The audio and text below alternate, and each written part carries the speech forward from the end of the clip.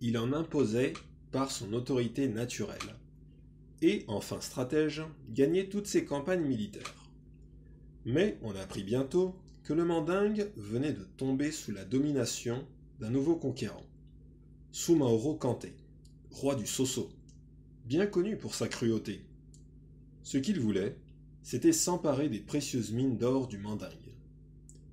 Il avait déjà assujetti un à un tous les territoires proches de la patrie de Sundiata, et la plupart des gens de Niani s'étaient dispersés dans les provinces environnantes. C'est alors que le Conseil des Anciens, réfugié dans la clandestinité, décida, au nom des différents chefs de clan du royaume, d'envoyer des émissaires à la recherche de Sundiata, dont la renommée était parvenue jusqu'à eux, afin qu'ils viennent délivrer le berceau de ses ancêtres. La délégation arriva un soir à Nema et fut aussitôt introduite auprès du fils de Sogolon, à qui elle transmit l'appel du peuple mandingue. Celui-ci, après avoir écouté les émissaires et les avoir conviés à se reposer, se rendit ensuite dans la chambre de sa mère, pour l'informer, comme il le faisait toujours, dans les situations graves. L'état de Sogolon avait empiré. Elle était alitée depuis quelques jours, et c'est en tremblant, sous ses pagnes, qu'elle l'écouta sans mot dire. Profondément émue par la vue de sa mère mourante, Sundiata se détourna vers l'est et s'écria en ouvrant les bras. « Dieu Tout-Puissant, il est temps d'agir. Maintenant, si je dois réussir la reconquête du Mandingue, permets que ma mère meure ici en paix et que je puisse l'enterrer avant de partir.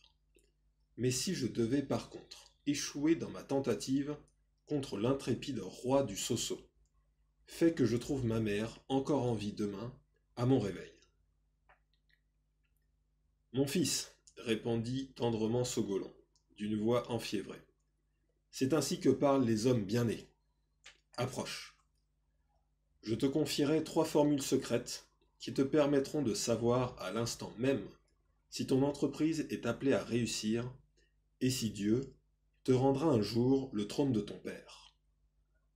Va déclamer ces formules sacrées face à l'arbre à carité desséché qui se trouve dans ma cour.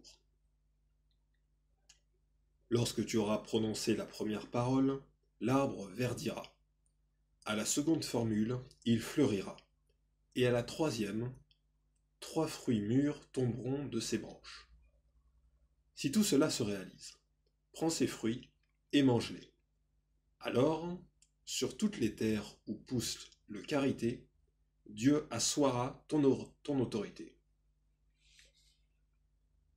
Après avoir faiblement énoncé les 3 formules, Sogolon serra les avant-bras de son fils avec toute la force qui lui restait et lui souhaita une bonne nuit.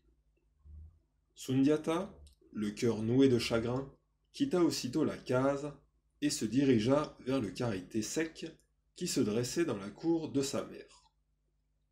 Il y récita les 3 formules. Aussitôt, affirme la légende, les feuilles de l'arbre sortirent, suivies de ses fleurs, puis des fruits. 3 noix mûres tombèrent sur le sol. Sundiata les ramassa, les croqua et alla se coucher. Le lendemain, avant que l'aube n'ait blanchi le ciel, Sogolon Kedju, la femme buffle, la bossue, avait quitté ce monde. Son rôle était terminé. Celui de son fils, Sundiata Keita, pouvait commencer. Grâce aux alliances nouées avec les chefferies voisines, Sundiata, porté par son génie guerrier, leva une impressionnante armée et parvint à défaire le roi du Soso au cours de l'épique bataille de Kirina en 1235. Après avoir annexé les terres du vaincu, fédéré les cités qui avaient combattu à ses côtés et unifié toute la savane du Niger au Sénégal, il élargit en un vaste ensemble les frontières du petit royaume hérité de son père, proclamé roi des rois d'un puissant empire. Le fils de la femme buffle devrait alors connaître une exceptionnelle destinée, célébrée aujourd'hui encore par les griots malinqués.